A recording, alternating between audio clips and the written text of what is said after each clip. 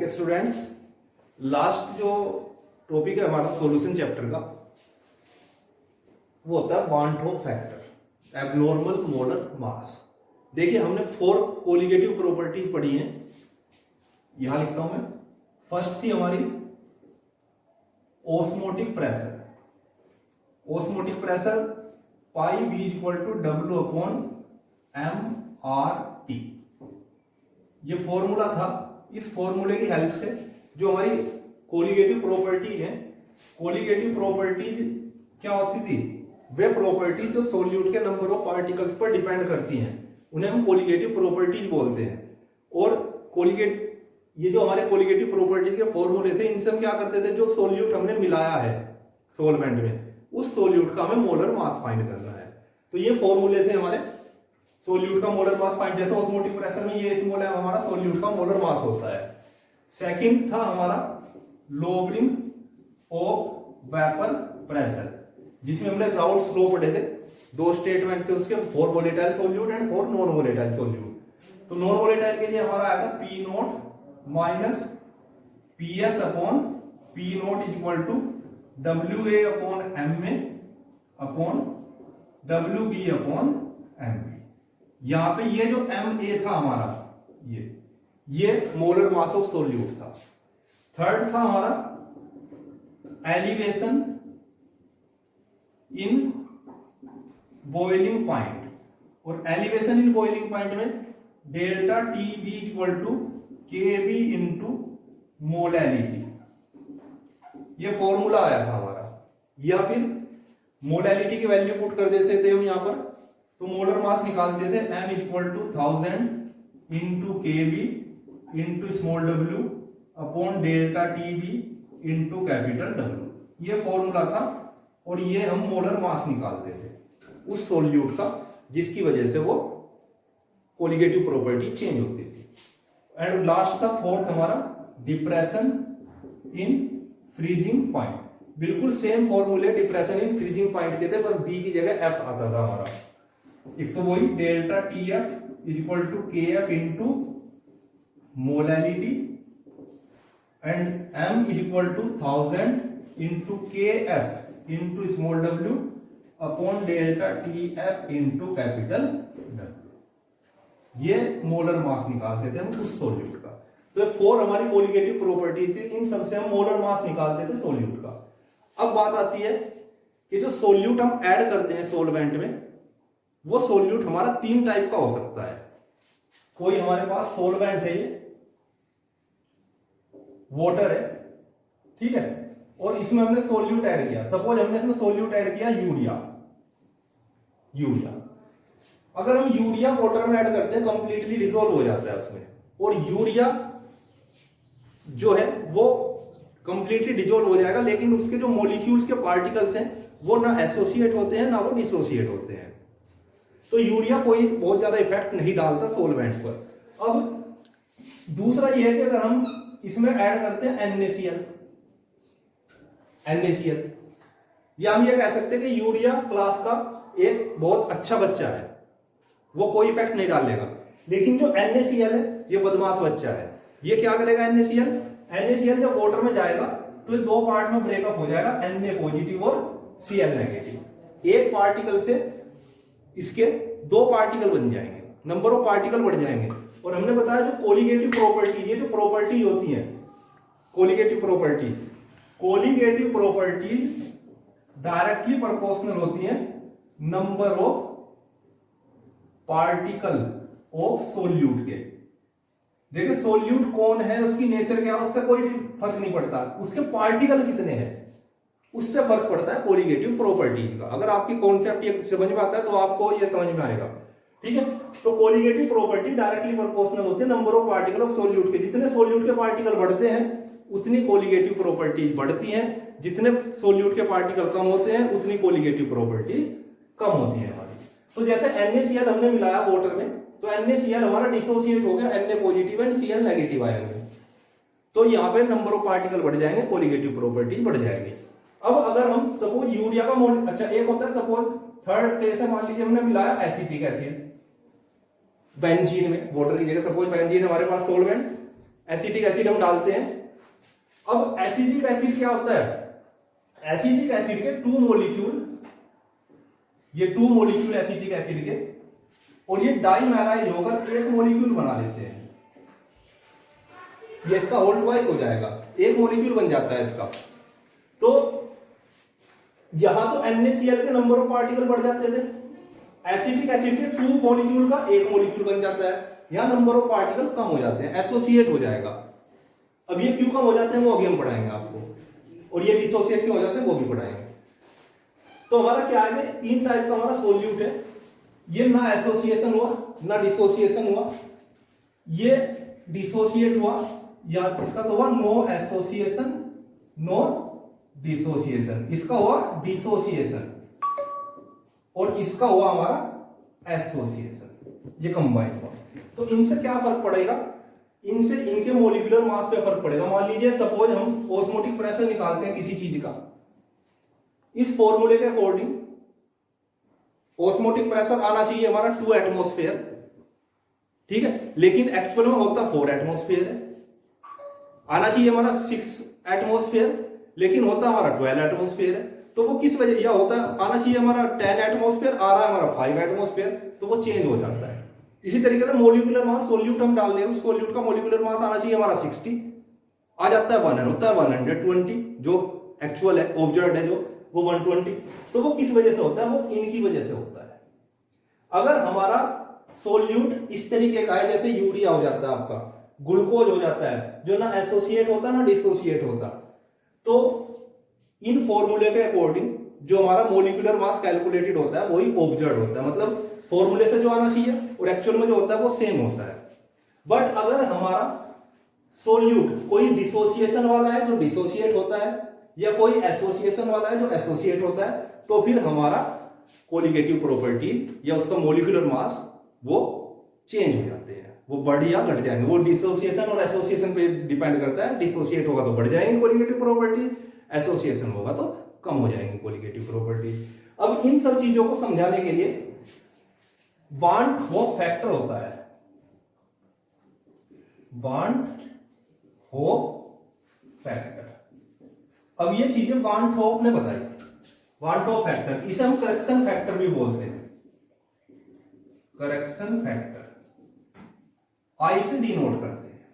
Correction factor से मतलब आना ये चाहिए, आता कुछ हो रहा है तो क्यों आता है, तो वो इसने बताया था वान होफ ने, तो उसे वान होफ फैक्टर आई से हम डिनोट करते हैं। अब वान होफ फैक्टर क्या होता है भैया, आई का मतलब होता है, देखो हमने अभी बताया कि ऑब्जर्व्ड, अगर हमारा यूरिया है तो ऑब्जर्व्ड कोलिगेटिव प्रॉपर्टी इक्वल होंगी हमारी कैलकुलेटेड कोलिगेटिव प्रॉपर्टीज के, मतलब फॉर्मूले के अकॉर्डिंग जो आना चाहिए कैलकुलेटेड वही प्रैक्टिकली आता है, ठीक है, इसके लिए यूरिया के लिए। लेकिन अगर वो डिसोसिएशन और एसोसिएशन हो रहा तो colligative observed colligative property equal नहीं होंगी कैलकुलेटेड कोलिगेटिव प्रॉपर्टी के, तो वो कितनी घटेंगी बढ़ेंगी वो आई से पता चलेगा। मैं यहां जो आई है हमारा वान होफ फैक्टर, ये कितने नंबर ऑफ पार्टिकल ऐड करने पर कितने गुना हमारी कोलिगेटिव प्रॉपर्टी बढ़ी या घटी, उसका उससे पता चलता है, वो बताता है। और जो आई की वैल्यू होती है, आई की वैल्यू निकलती है यहां से टोटल,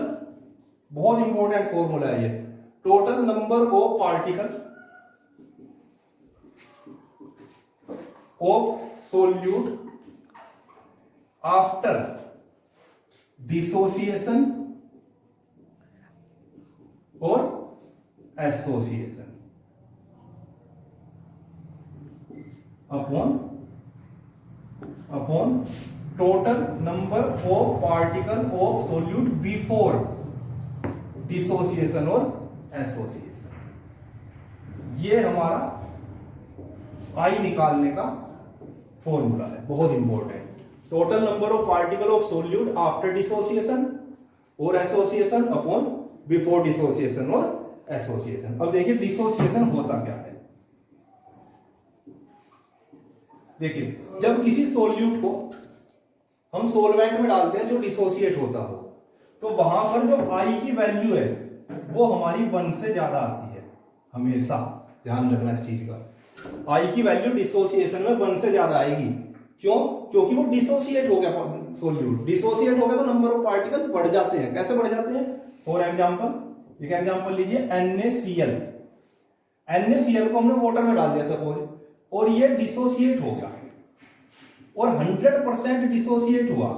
100 मतलब जितने पार्टिकल थे वो सब टूट गए। 100% डिसोसिएट हुआ। किसमें डिसोसिएट होगा? Na पॉजिटिव में और Cl नेगेटिव में। तो शुरू में NaCl के कितने मोल थे? इनिशियल कंसंट्रेशन इसकी 1।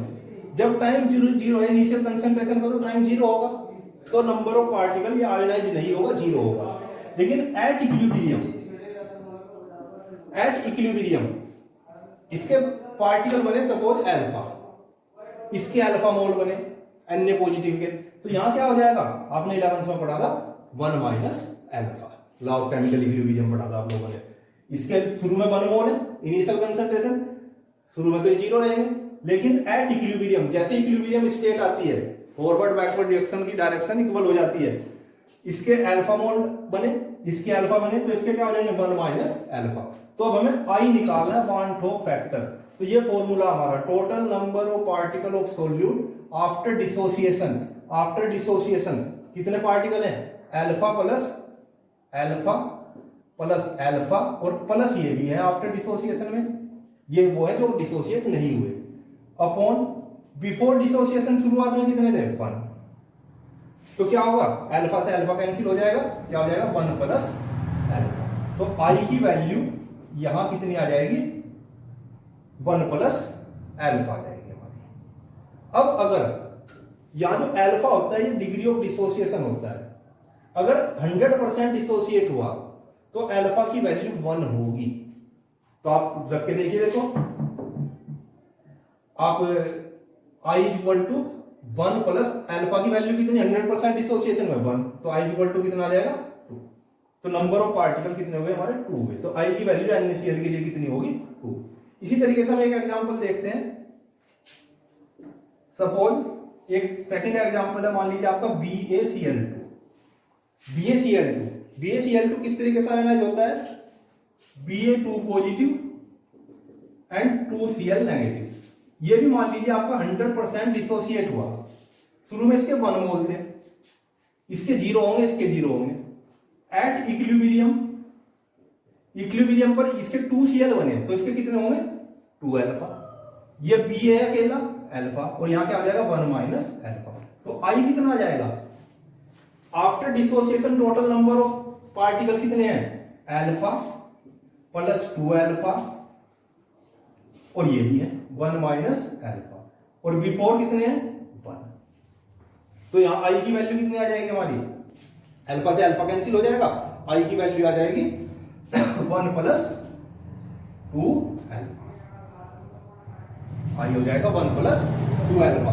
अब हम इसे चेक भी करके देख सकते हैं। देखो, अगर सपोज वही हमने कहा 100% डिसोसिएट हुआ, तो टोटल पार्टिकल कितने हैं? 3। कैसा आएंगे? आप अल्फा की वैल्यू 1 रखेंगे फिर वहां पे, तो फिर आई इक्वल टू कितना हो जाएगा? 1 प्लस 2, कितना? 3। तो BaCl2 के लिए आई कितना होगा हमारा? 3 पार्टिकल है इसमें, जब 100% डिसोसिएट होता है। NaCl के लिए आई की वैल्यू कितनी आएगी हमारी? 2 पार्टिकल है इसमें, जब 100% डिसोसिएट होता है। इसी तरीके से एक एग्जांपल है, इन फॉर्मूलों को मैं अभी नहीं रफ करूंगा, इनकी हमें जरूरत पड़ेगी, मॉडिफाई होंगे फॉर्मूले इसकी हेल्प से। तो इसे मैं रफ कर देता हूं। देखिए एक एग्जांपल और ले लीजिए, जैसे ये आपका example 3, suppose K4FeCN6 potassium ferrocyanide common name होता है इस कंपाउंड का। ये कोऑर्डिनेट कंपाउंड है, आप पूरी यूनिट पढ़ेंगे उसमें इसी तरीके के कंपाउंड्स के बारे में पढ़ते हैं। Potassium hexacyanoferrate third, ferret second, इसका यूपीएससी नेम होगा।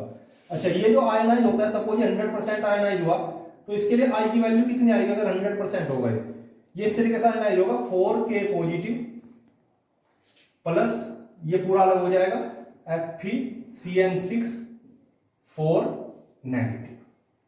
तो यहां सपोज इसके शुरू में कितने मोल है? 1 मोल। ये कितने होंगे? 0। फिर एट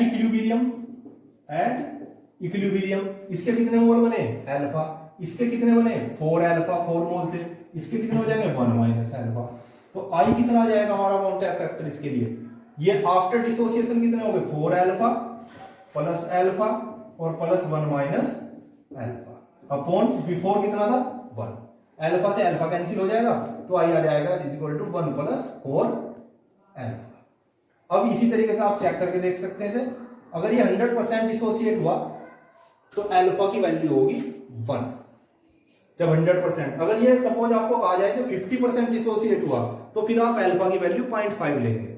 अगर आपको कहा जाए 70% डिसोसिएट हुआ तो फिर अल्फा की वैल्यू 0.7 हो जाएगी, ठीक है। 30% डिसोसिएट हुआ तो अल्फा की वैल्यू 0.3 हो जाएगी। तो अगर सपोज हमने 100% डिसोसिएट हुआ तो अल्फा की वैल्यू हो जाएगी हमारी 1, तो 1 प्लस 4 कितना आ जाएगा 5, ठीक है। 5 और अपॉन 1 तो कितना आ जाएगा 5 आ जाएगा हमारा। तो ये इस तरीके से हम आई की वैल्यू निकालते हैं फॉर डिसोसिएशन। अब आपके एनसीईआरटी में एक फॉर्मूला अल्फा के लिए ये दे रखा है, alpha equal to I minus 1 upon N minus 1। तो आप इससे भी अप्लाई कर सकते हैं या फिर सिंपल तरीके से आप इस तरीके से अपने न्यूमेरिकल सोल्व कर सकते हैं, ठीक है बेटा। तो ये तो हो जाता है हमारा डिसोसिएशन।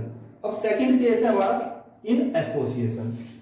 एसोसिएशन में आई क्या होता है देखो, अभी हमने आपको बताया कि डिसोसिएशन में आई डिसोसिएशन में आई ग्रेटर देन होता है 1 के। जैसे कुछ एग्जांपल बताया हमने NaCl में आई की वैल्यू 2 आती है, 2 पार्टिकल हो जाते हैं वहां।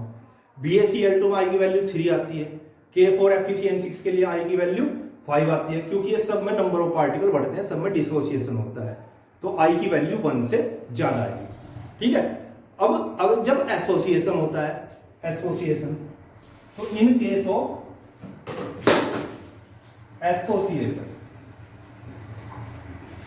जब कंबाइन होता है तो आई की वैल्यू हमारी 1 से कम हो जाती है, आई लेस देन हो जाएगा 1। क्यों? जैसे फॉर एग्जांपल वही सपोज एक benzoic acid, mainly carboxylic acid group के कंपाउंड्स में प्रॉपर्टी पाई जाती है benzoic acid C6H5COOH। Benzoic acid को जब हम बेंजीन में डिसॉल्व करते हैं तो मान लीजिए 100% इसका एसोसिएशन हुआ, तो क्या होगा कि इसके 2 मॉलिक्यूल एसोसिएट होकर 1 मॉलिक्यूल बना लेते हैं। ये इस तरीके से हो जाता है। और 1 मॉलिक्यूल कैसे बना लेते हैं? ये आपस में हाइड्रोजन बॉन्डिंग से डाइमर बना लेते हैं। 2 मॉलिक्यूल जब एक हो जाते हैं, 2 मॉलिक्यूल जब मिलते हैं वो डाइमर कहलाता है। 3 मिलते हैं ट्राइमर, 4 मिलते हैं टेट्रामर, 5 मिलते हैं पेंटामर, बहुत सारे मिलते हैं पॉलीमर बन जाता है। और पॉलीमर भी पूरा एक चैप्टर आएगा आप पे। तो यहां 2 मॉलिक्यूल का एग्जांपल लिया हमने, एक हो जाते हैं ये, तो इसके लिए आई कितना होगा हमारा, आई की वैल्यू। तो यो आफ्टर एसोसिएशन कितने मॉलिक्यूल हुए 1, बिफोर एसोसिएशन कितने थे 2, तो आई इक्वल टू कितना आया 1/2। एक एग्जांपल ये मान लीजिए 3A मॉलिक्यूल है, 3 मॉलिक्यूल है, एसोसिएशन के बाद तीनों एक हो जाते हैं, A3 हो गया, तो यहां आई की वैल्यू कितनी आ जाएगी 1। ये 1 मॉलिक्यूल हो गया आफ्टर एसोसिएशन, शुरू में कितने थे 3 थे, तो इसके लिए आई इक्वल टू 1/3 हो जाएगी फॉर ट्राइमर। टेट्रामर के लिए आप यहां 4A ले सकते हैं, यहां A4 हो जाएगा, तो आई की वैल्यू 1/4 हो जाती है। अब जैसा बेटा वहां पर हमने डिग्री ऑफ डिसोसिएशन अल्फा निकाला था, डिग्री ऑफ डिसोसिएशन अल्फा, इसी तरीके से यहां होता है degree of association. Degree of association आप अल्फा बीटा गामा किसी से भी डिनोट कर सकते हैं, जनरली एक्स लेते हैं हम। तो degree of association, degree of association मान लीजिए एक्स है। डिग्री ऑफ एसोसिएशन का मतलब है जैसे वहां डिग्री ऑफ डिसोसिएशन था अल्फा, मींस अल्फा में से एक में से कितने मोल हमारे डिसोसिएट हुए। ऐसे ही यहां डिग्री ऑफ एसोसिएशन होता है एक्स, मींस एक मोल में से कितने मोल एसोसिएट हुए, ये एक्स होगा। सपोज ये हमारा 2C6H5 यही ले लेते हैं हम दोबारा, COOH बेंजोइक एसिड कंपाउंड है, एसोसिएट हुआ C6H5COOH का होल ट्वाइस में। मान लीजिए इसके 1 मोल है शुरू में, देखो यहां 2 है, 2 मोल है, हमने सब पूरे को 1 मोल मान लिया, इसमें कंफ्यूज मत हो, या फिर उसका तरीका दूसरा है, नहीं तो उस हिसाब से भी बता देंगे हम आपको। मान लीजिए सब पूरा 1 मोल है, पूरा कंप्लीटली 1 मोल मान लिया, इनिशियल कंसंट्रेशन कितनी होगी 0। एट इक्विलिब्रियम, इक्विलिब्रियम देखो ये 2 मोल थे तो यहां 1 हो गए थे, 1 मोल होंगे तो यहां हाफ हो जाएंगे। तो एट इक्विलिब्रियम इसके x मोल एसोसिएट हुए, x/2 हो जाएगा हाफ, तो यहां पे हो जाएगा 1 माइनस एक्स। ठीक है, हम ऐसे भी ले सकते हैं कि आपने 2 मोल थे, यहां 2 भी ले सकते हैं, फिर यहां 2 माइनस 2x हो जाएगा, बात वही रहेगी। तो हम जैसा करते आ रहे हैं ऐसे ही करेंगे। इसलिए तो अब हम इसके लिए अगर i निकालते हैं, i इक्वल टू आई क्या हो जाएगा हमारा, वही total number of particle of solute after association. कितने after association, 1 minus x plus x/2 upon before, कितना हो जाएगा अपॉन 1। तो यहां i इक्वल टू क्या आ जाएगा हमारा 1 minus x/2 association for benzoic acid के लिए। i की वैल्यू हमारी देखिए, i की वैल्यू जैसे हमने अभी डिसोसिएशन में करा था NaCl वाले एग्जांपल में i equal to 1 plus alpha आया था। ठीक है, BaCl2 के लिए i equal to 1 plus 2 alpha आया था। K4FeCN6 के लिए i equal to 1 plus 4 alpha आया था। यहां एसोसिएशन में i equal to 1 minus x/2 आया। i की वैल्यू अलग अलग होती है, वो डिपेंड करती है सोल्यूट के नंबर ऑफ पार्टिकल पर, और सोल्यूट एसोसिएट होता है या डिसोसिएट होता है उस चीज पर डिपेंड करती है। अब आ जाइए आप न्यूमेरिकल पोर्शन पर। ये फॉर्मूले हमने बताया था आपको मॉलिक्यूलर मास निकालने के। अब क्या होता है, इन सब फॉर्मूले से मॉलिक्यूलर मास निकालते हैं, हमने अभी बताया। ये जो मॉलिक्यूलर मास हम निकालते हैं, ये मॉलिक्यूलर मास हमारा कहलाता है कैलकुलेटेड, और एक्चुअल में जो होता है वो हमारा कहलाता है ऑब्जर्व्ड। तो हम आई को लिखते हैं, आई हमारा, इसे मैं रफ करता हूं जरा, इसकी अभी हमें जरूरत नहीं है।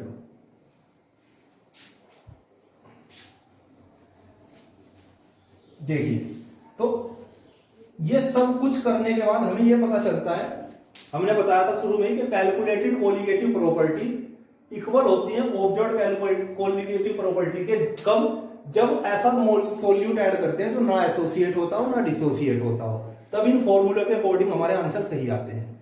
लेकिन अगर वो डिसोसिएट या एसोसिएट होता है तो calculated colligative property generally not equal to observed colligative property के। तो हमें ये पता चलता है कि I is equal to observed colligative property upon calculated colligative property.